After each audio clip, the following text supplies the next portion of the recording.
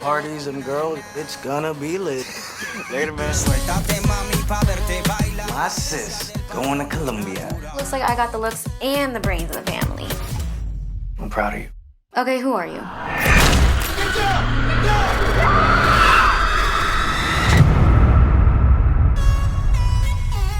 Governor Finn wants all detained immigrants gone by Election Day. God, I deported.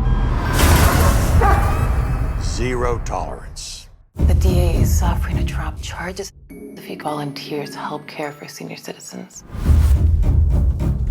At Owl Cove, we truly appreciate you being here to help out our seniors.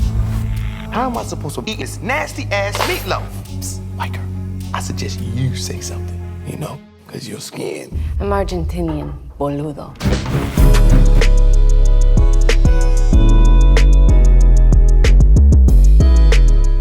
Hi, Diego. Hello, Jana. How you doing? I'm doing fine, and you? Very good. Very excited to be here. Yes, thank you so much for your time. A pleasure to talk to you and a pleasure to talk about America Carnage, which I wasn't expecting. And okay. I'm gonna be very honest with you. I would never gonna look to a hamburger the same way after watching this movie. But no spoils. No, people need to watch it to understand. So, what was the inspiration for this story, for this script? Okay, so been living in the United States for many years now. I'm considering myself a Mexican American. It was quite a shock when President Trump ran for president using Mexicans as sort of like the call to action in the sense of like saying that we're rapists and we're drug dealers and we're all kinds of bad people, bad hombres, like he likes to say. And then seeing all the laws that he implemented during his presidency that affected a lot of immigrants and a lot of Latinos, and all the conversations at the time. I remember it was very antagonizing Latinos, and so it kind of became a shock. And so what I wanted to do was tell a story that kind of like puts the perspective from the side of like, well, the government uses Latinos kind of like a political pawn in order to manipulate the masses. But how can I make this story fun and different? So I knew that I needed to use horror and comedy as a way to infuse the message that I wanted to say, because I wanted it to feel fun. I didn't want it to feel like some kind of very depressing documentary or drama. I wanted to make sure that it felt like you're spending your money to watch this film. I want you to have fun doing so, but also take away something from it and have a conversation starter with a friend. Yeah. Oh, that is going to start a lot of conversations, because there's so good points. Like I think there are some highlights, but I don't want to spoil, because that is going to lose the magic for people. Of course. So I wanna talk to you about like those practical effects that you use versus the CGI. I don't think you use CGI in this movie. Everything is so practical. What was like the importance for you to have that type of like effects on your movie, like the practical ones? So there is some CGI, but I guess it's a compliment if you say that you didn't really spot it. But it is true that the best version of things is when you're able to marry both the practical and the VFX together.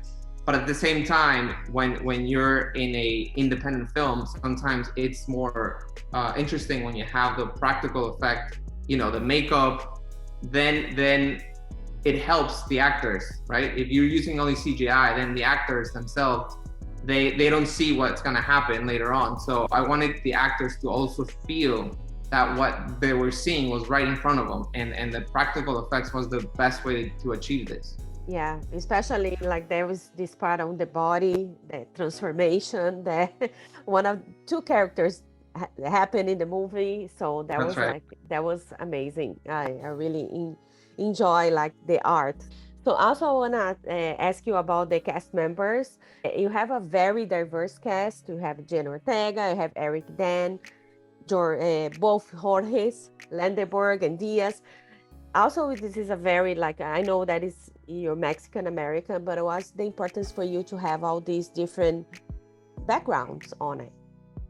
Well, this is a movie that takes place in the United States. So what I wanted to do was to reflect the reality that in the United States, when people say Latinos, they usually mean one stereotype. And it was very important for us to create a cast that shows that we're a rainbow of people that come from different countries. We have different accents, we have different shades, heights, all kinds of things. So I think it would have been dishonest to not have it this way, because that's the reality. And all I'm trying to do is kind of hold a mirror to society using, conventional genre like horror and comedy, but to talk about what's really happening in today's world, and especially in the United States. Yeah, I love one of the Bella Ortiz lines that she says, "I'm Argentinian," even though she's.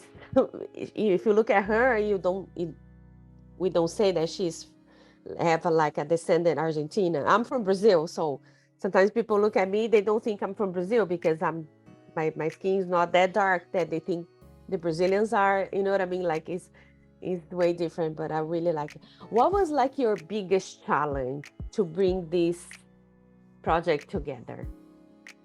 Well, the biggest challenge is always, in your mind, you have this version of the film, and then you have to confront reality, whether it's the amount of time you have, the amount of money you have, the amount of days you have a certain location. So you're always compromising what is the ideal version in your head versus reality. And so the challenge is always finding what is the middle ground between what you're trying to convey with all the resources that are available to you at the time. So you need to be very creative.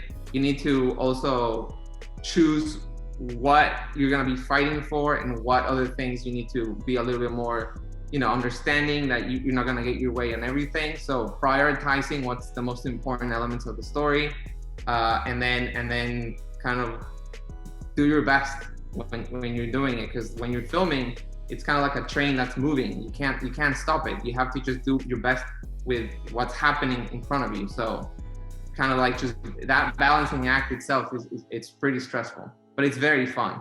Yeah, and I just want to mention, not mention that you have the Colombian band, Bobby Stereo, that was your music producers. How was that came about? Because I love them.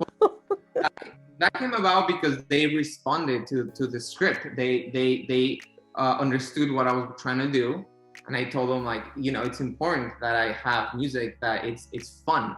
I need fun music, and you guys make fun music. And I'm dealing with a subject matter that is very intense, and I need to have an ambience that feels fun. And so, we sent them the material, and then they responded to it, and they're like, "Go for it. Here you go." So I was very happy when that happened. Yeah, that's amazing. Diego, this is the time that I have with you. I just want to thank you so much, and muchas gracias, and especially because you brought this movie in, and I think everybody's gonna like it. And you brought a lot of diversity, a lot of things like that people are gonna relate to and laugh about it. And thank you. And don't forget the hamburgers. Oh yeah, the cast and the crew also said the same thing about the burgers. Okay, that's awesome. Thank you so much. Bye. Take care. Bye. If you stick to the program, your time here should be pretty fast and easy. You will die here. Sorry? Ooh, you really got away with the ladies. Getting out of here. What are you talking about? You trying to escape? It was an accident. Oh! Oh my God.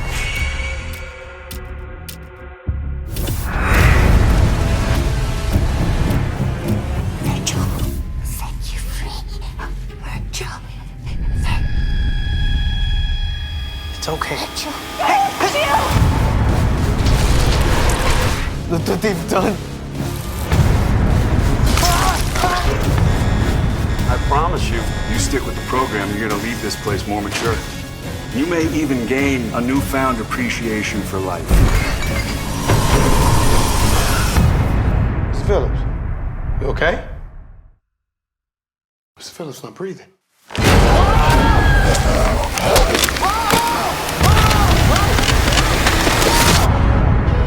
Am I in here because I'm Latino or black? Or both?